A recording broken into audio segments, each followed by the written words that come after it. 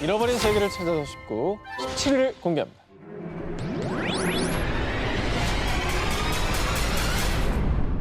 자, 두 기자님은 미지의 파라다이스, 바닷속으로 사라진 전설의 대륙하면은 제일 먼저 떠오르는 곳이 어디입니까? 아틀란티스. 아틀란티스. 당연히. 그리스의 철학자 플라톤의 저서를 보겠습니다. 헤라클레스의 기둥 저편에 아주 큰 아틀란티스라는 섬이 있다. 사방에 금과 은 등으로 부가 넘쳤고 과학이 고도로 발달한 대군 대국이다. 하지만 아틀란티스는 하루아침에 바닷속으로 침몰, 인류 역사 속에서 사라졌다고 합니다. 이게 이제 저서에도 나오니까 사실 뭐 구전으로만 내려오던 땅이 아니라 정말 분명히 기록된 게 있으니까 우리가 다 있었겠구나라고 생각은 많이 되는 건데 만약에 아틀란티스가 실존했다면 우리가 알고 있는 인류 최초의 4대 문명보다 훨씬 전에 그렇죠. 초고대 문명이 있었다는 겁니다. 그러니까 인류 역사가 바뀌는 거죠, 이렇게 되면. 수백 년 동안 사람들의 관심을 끌며 전 세계 수많은 고고학자, 역사가들이 아틀란티스를 찾아 대탐험, 대서양, 모로코의 사하라, 심지어 버뮤다 삼각지대까지 아틀란티스라고 주장하는 곳들이 너무나도 많았습니다. 하지만 아직까지 이 아틀란티스의 실체는 정확히 밝혀지지 않았는데요. 그런 가운데 아틀란티스라고 주장하는 또 하나의 후보가 등장합니다. 바로 바하마 제도의 작은 섬, 비미니. 여기서 아틀란티스 뭐 유적이라도 발견된 겁니까? 아하. 자, 먼저 비미니 섬이 아틀란티스라고 주장하는 첫 번째 근거를 소개해드립니다. 먼저 비미니 섬 인근 바닷속에서 도로가 발견됐습니다. 도로요? 일명 비미니 로드라고 불리는 이곳은 평균 길이가 2m고요. 높이가 약 0.5m, 무게가 1톤가량 되는 네모난 돌이 규칙적인 간격으로 약 630m 거리까지 배열되어 있었습니다.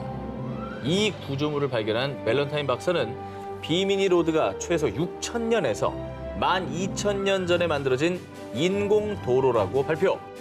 일각에서는 이 비미니 로드가 아틀란티스로 가는 통로라고 주장하고 있습니다.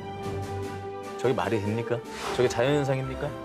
저거는 진짜 자연현상이라고 보기에는 좀 그러네요. 전 말이 안 돼요. 너무 균질하긴 하네요. 그렇죠. 아니, 예. 바닷속에 그것도 한 10,000년 전에 인공 도로가 있다. 사람이 만든 도로가 있다. 그렇죠.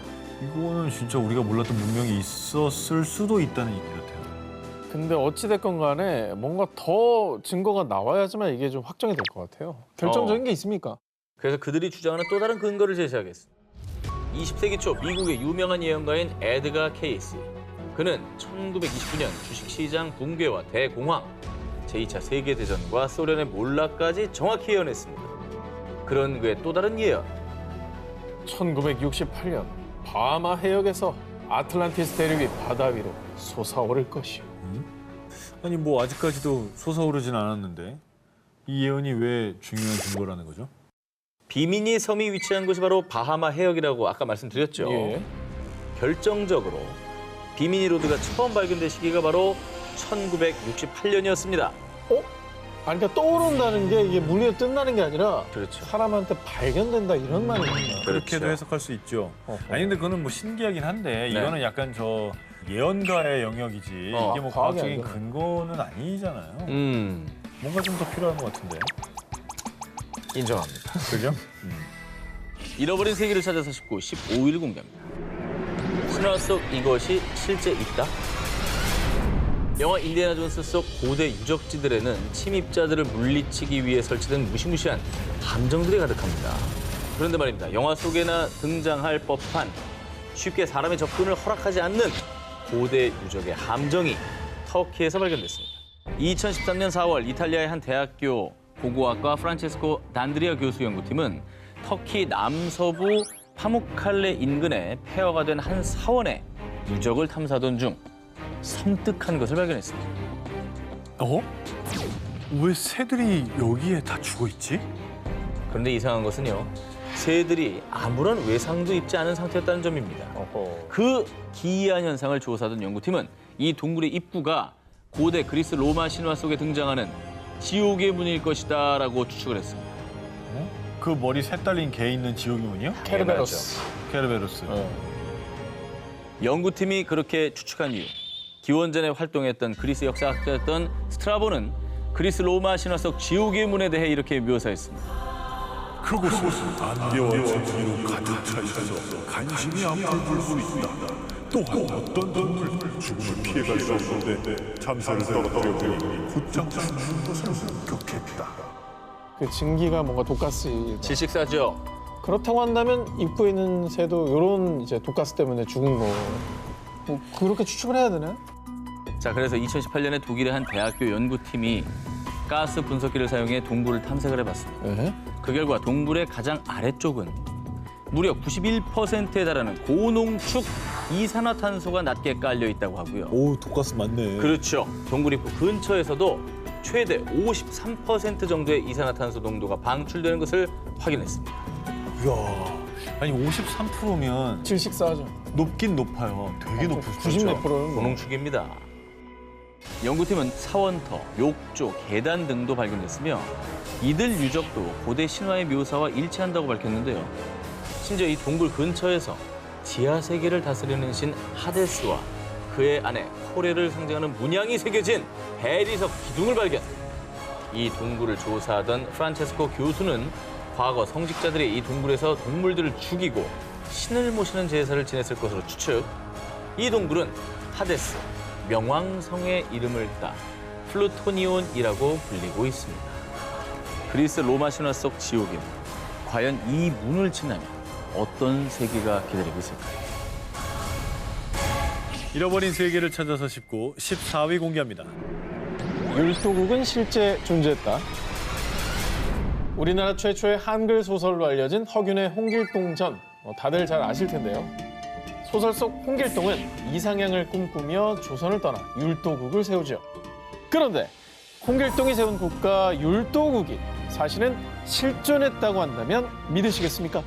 아니 홍길동전은 원래 실존 인물이 아닌 거잖아요. 그래. 소설이잖아요. 아니 역사서에 언급은 돼요. 그 당시 의적이 있었고 홍길동이라고 부른다. 이런 얘기들이 전해지고 있다고요. 제가 여러분께 새로운 가설 하나를 소개해드리겠습니다. 어디까지나 하나의 가설이기 때문에 판단은 시청자 여러분께 맡기도록 하겠습니다. 네. 국내 한 역사 전문 작가에 따르면요, 이 율도국이 실존했으며 심지어 그 율도국의 위치가 지금의 대마도라는 겁니다. 아, 정말? 대마도가 율도국이라고요? 그렇죠. 저 얘기 처음 들어보는데? 근거가 뭐 있습니까? 지금부터 율도국이 대마도라는 가설을 하나하나 짚어보도록 하겠습니다. 오케이. 자, 먼저 주목할 것은요, 여러분, 해류의 흐름입니다. 쿠로시오 해류의 한 줄기가 이 대마도를 거쳐서 한반도 동쪽을 따라 우리나라 북쪽으로 향하는 동안 난류를 형성하고요. 우리나라 북쪽에서 동해로 향하는 북한 한류와 교류. 자, 이런 해류와 계절풍의 흐름을 감안하면 우리나라 함경도에서 배를 띄우면 자연스럽게 대마도로 향하게 된다는 겁니다. 아, 해를 타고. 야 진짜로? 그럼 이것만으로 대마도를 율도국이라고 부르기는 그렇지. 자, 율도국 대마도 설에 또 다른 근거가 있습니다. 일본의 역사서 고사기에는 대마도를 항구섬 혹은 나루섬이라는 뜻을 가진 이 진도라고 표기하고 있는데요. 이 나루진 글자에서 삼수변을 일단 빼보자. 이 삼수변을 빼면 붓율자가 되죠. 붓율. 예. 그래서 추측하기를 홍길동이 대마도에서 왔을 때 항구에서 교역하러 온 일본인을 만나게 됐고 필담으로 섬 이름을 물었는데 일본인이 실수로 율도라고 알려줬을 수도 있다는 겁니다. 아하. 글자로만 생각하면 말이 되는데요? 그렇죠. 그리고 재미있는 사실이 또 있는데요. 현무사, 우리 친구야 친구 할 때 친구라는 단어. 뭔데? 자, 대마도에서는 일본 본토와는 달리 우리나라처럼 친구를 친구라는 발음으로 부릅니다. 도모다치가 아니고? 도모다치 안 써요. 어? 근데 대마도 사람들 지금 이 말을 대마도 사투리로 알고 있다고 합니다. 근데 이게 어쨌거나 사투리처럼 그 지역에서만 내려오는 말인 건데 그럼요. 사투리가 있다는 얘기는 사실 그 오래 전에 누군가가 이 말을 어딘가에서 배워왔다는 거잖아요. 그 역사적 배경이 있다는 겁니다. 그렇게 해석될 수 있겠네요. 과연 가상국가 율도국은 실존했을까요? 그리고 정말 대마도와는 어떤 관련이 있었던 걸까요? 잃어버린 세계를 찾아서 짚고 4위 공개합니다. 연못 아래 잠든 2000년의 비밀. 중국 저장성의 작은 마을 롱유. 이 마을에는 바닥 없는 연못이 있다라는 전설이 전해지고 있었다고 하는데요. 거대한 수수께끼를 품은 2000년 전 연못의 비밀을 지금부터 소개해드립니다. 1992년 이 마을의 주민들은 바닥 없는 연못의 실체가 몹시 궁금했던지 연못 탐험을 시작했습니다. 17일에 걸쳐 연못의 물을 다 빼낸 마을 주민들은 무언가를 발견하고 경악을 금치 못했습니다. 혹시 그 지하 세계로 내려가는 터널을 발견했나요? 오, 여기다 돌을 던져봤더니 총소리가 났나요? 아니면 거기서 3m짜리 아니 거인이 풍경 나왔나요? 못한 거인이 나온 거 아니에요? 연못 아래에서 발견된 것은 거대한 수중 동굴이었습니다. 진짜? 높이 20에서 40m, 1000에서 3000 제곱미터 규모로 총 24개가 발견이 되며 진짜 크다. 놀라움을 자아냈습니다. 자, 2000년 전 만들어진 것으로 추측이 됩니다. 그런데 더 놀라운 것은 이 동굴들은 자연적으로 형성된 동굴이 아닌 사람이 오로지 끈을 이용해서 만들어낸 인공 동굴이라는 점입니다. 이야. 그리고 이 룽유 동굴 안에는 정교한 조각뿐 아니라 교량과 계단, 기둥까지 발견됐지만 신기하게도 이 모든 작업에 불을 사용한 흔적이 전혀 없었습니다. 아니 근데 저 정도면 진짜 누가 만들어 놓고 그거를 일부러 물 안에다가 묻었다라고 말하는 게 더 믿길 정도예요. 아니, 그러기에는 부피가 너무 커요. 근데 규모가 너무 크잖아. 한 개도 거의 아니고 도시인데? 24개 동굴을 그냥 끌로 이렇게 이걸로 만들었다는 게. 아니, 요즘 기술로 저걸 저렇게 파내려가도 되게 어려운 일일 것 같은데요? 이곳을 조사한 고고학자들은 동굴에 햇빛이 드는 시간 동안에만 작업했을 거라고 추측. 하지만 왜 굳이 전기도 장비도 없던 당시의 기술력으로 힘들게 수중의 대규모의 동굴을 만든 것인지, 그리고 어떻게 이렇게 오랜 세월 잘 보존될 수 있었는지 무수한 의문만 생기게 됩니다. 롱유 동굴은 왕가의 무덤이었을 겁니다. 아닙니다. 채석장이나 저장고였을 겁니다. 자, 하지만 왕실의 무덤이라면 있을 법한 유물들이나 매장 흔적이 발견되지 않았으며, 그리고 돌이나 얼음을 채석했다면 어떻게 수중까지 돌과 얼음을 운반할 수가 있었겠냐는 것이죠. 그 어떤 역사서에도 기록이 남아있지 않아서 미스터리로 남아있습니다. 아, 이거 정말 신기하다. 정말 저게 만약에 물속에 있고 저 안에서 저걸 조각해냈다면 거기서 나온 돌을 어떻게 가지고 올라오냐고. 아니, 그리고 어떻게 저 물 안에서 저걸 그것도 너무 어려워. 잠수 뭐 스쿠버 장비가 있는 것도 아니고. 1분이나 잠수하면 다행인데? 만약에 안 되고. 국가적인 어떤 권력이 주도해서 저걸 만들었다면 기록이 거의 있어요. 진시황릉 수준의 공사인데 그러면 기록이 기록이 있겠죠. 신비한 황금의 도시 마추픽추의 나라 잉카 제국. 13세기경 건국 초기엔 페루 근교를 지배하다가 15세기 말에는 서부 남미 일대를 장악, 거대 왕국으로 성장을 했습니다. 그런데 문제는 현재 잉카 문명에 수많은 유적이 남아있음에도 불구하고 문명 자체가 미스터리 그 자체란 사실이죠. 그래서 지금 저와 함께 세계 7대 불가사의 잉카 문명의 비밀을 파헤치러 대탐험을 떠나보겠습니다. 전설로만 전해지던 잉카 제국이 본격적으로 그 실체를 드러낸 것은 1911년 미국의 고고학자인 하이럼 빙언에 의해서 페루에서 고대 도시인 마추픽추가 발견된 것이었습니다. 몇백 년의 세월에도 불구하고 면도칼 하나 비집고 들어갈 틈이 없이 맞닿아 있는 돌들.